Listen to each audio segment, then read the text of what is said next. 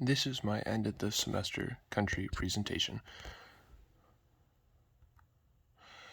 My company is named Wenzelware Cookware, started in Lakeview, Michigan in 2017. My company makes customizable cookware, everything from utensils all the way up to pots and pans.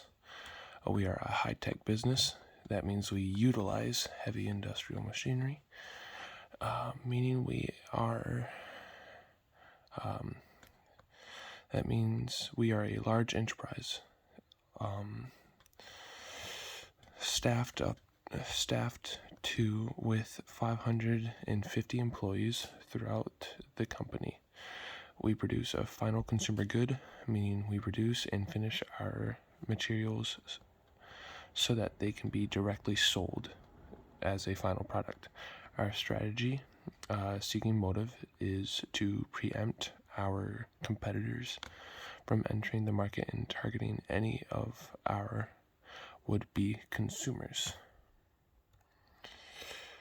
We are a efficiency-seeking business because we are a high-end manufacturing company making products to be shipped around the world. My company is a first mover. The advantage of being a first mover include time to develop economies of scale, cost efficiency ways of producing or delivering a product. The entry we use is a small scale entry. This is because with so many companies producing cookware, we will look for potential contractual agreements with a chef well known in the country to help elevate our product and set us apart. We also set ourselves apart by making our products very customizable, with the handles being customizable and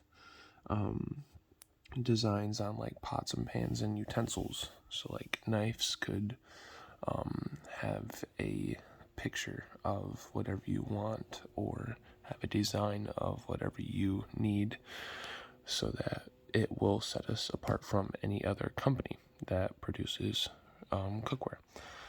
The company would move toward the foreign market so we can expand to new countries, allowing it to grow and sell more products.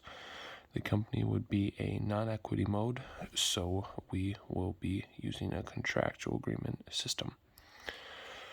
So the two nations I chose to compare in this for the semester project is Italy and France.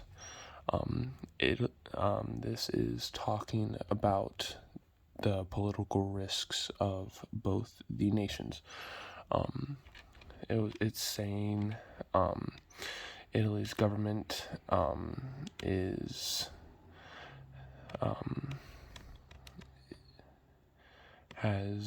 structured with the president of Italy as the head of government, elected to a 7-year term. There are 8 deputies and 4 senators represent the citizens' interests. There are also a few senators appointed as senators for life based on outstanding patriotic merit they achieved. So, meaning like a senator could be appointed to be a lifetime senator based on their abilities to accommodate their citizens. So their political risk score of 2.1 -4 shows that Italy's government officials and legislative bodies and military control do not shift a lot. Since France is also in Europe, along with Italy, most of their information is the same. That includes their risk score and how their government officials, legislative bodies, or military control, along with foreign policymakers, do not change or shift close to at all. But France's constitutional form is republic, along with Italy. Basis for elective legitimacy is the presidency of independent and legislature, but the ministry is subject to parliament. The head of the state for France, the president of the republic, is elected by the adult constituents for a 5-year term, 2 years shorter than Italy's president. The president has the ability to appoint judges and civil servants, and can also go directly to people for approval of legislation. The next section is, I'm pretty sure, the trade industry. We'll be able to see it on the last slide. So, top trade industries for Italy would be machine and electronics, chemicals, transportation, metals, and miscellaneous for Italy.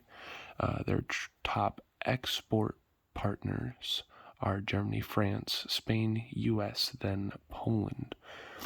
Italy's top import trade partners consist of Germany, France, China, Spain, and Australia. Germany is their leading trade partner with a trade value of $6,563,636 and 57 cents, and a share percentage of 72.88. Now for France, the top trade industry for France are machine and electronics. Pretty much same thing with Italy, but miscellaneous is their fourth, and then food products, which is my basically industry, is their fifth highest. So France's top trade export partners are Germany, Spain, Belgium, Italy, then the United Kingdom. France's top import trade partners consists of Germany, Belgium, Italy, Spain, and China. Again, Germany is the top trade partner with a trade value of $7,947,283.23, also sharing a percentage of 20.85. So Germany trades with France more than Italy. This is talking about the exchange rate and currency for both the nations. Since they are both in Europe, they use the same currency. So I will just read the top and bottom. The national exchange rate regime for Italy is free floating. The exchange rate regime is other, which means it is one of the countries that has no explicit stated nominal anchor, but rather monitors various indicators in conducting monetary policy. So as you can see, it's the same for France because they are both in the same country. All right. This is talking about their negotiation strategies. So a brief summary of Italy, which is these first 3 bullet points. They're very uptight. They want to be face-to-face, getting straight to business, as it says right here. Italy is a more direct fashion negotiation type. They're very punctual and they want to strike a deal that benefits for them, meaning they will try to trick their partner into agreeing with a contract that will benefit Italy more than the other partner. France is a more logic-based talk, meaning they will try to be they're more laid back, meaning they will want to build a relationship with whom they are talking and are willing to cooperate, meaning they will do their best to try and create a beneficial agreement that will benefit both sides. They are they still want to be formal and on time, just not to a higher standard as Italy. They still get work done, just not at a very stressful and demanding time as Italy. This should be the last comparison. This is talking about agreements, trade agreements. Many RTA agreements that Italy has is with United Kingdom, Japan, Mexico, Central America, and Ukraine.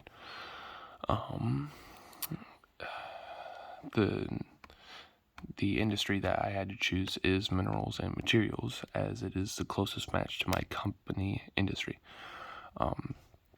Final bound duties, 50% are duty-free. For MFN applied duties, 49.9% are duty-free. For imports, the share of imports that fall under minerals and metals is 16.2% of the imports. Of these imports, 68.4% are duty-free. Now, the reason why I do not have this information underneath France is because both Italy and France share this information. But RTA agreements that France has are with Canada, Japan, Mexico, Central America, and Ukraine. For my last slide, it shows the comparison between each nation for every section. So this is all 5 sections. I would believe Italy would win this for being having less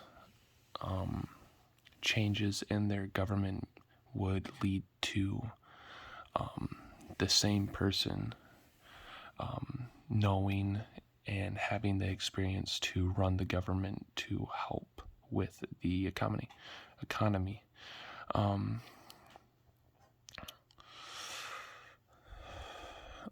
Italy I would choose France in the cultural difference section because France has a higher trading percentage, and meaning it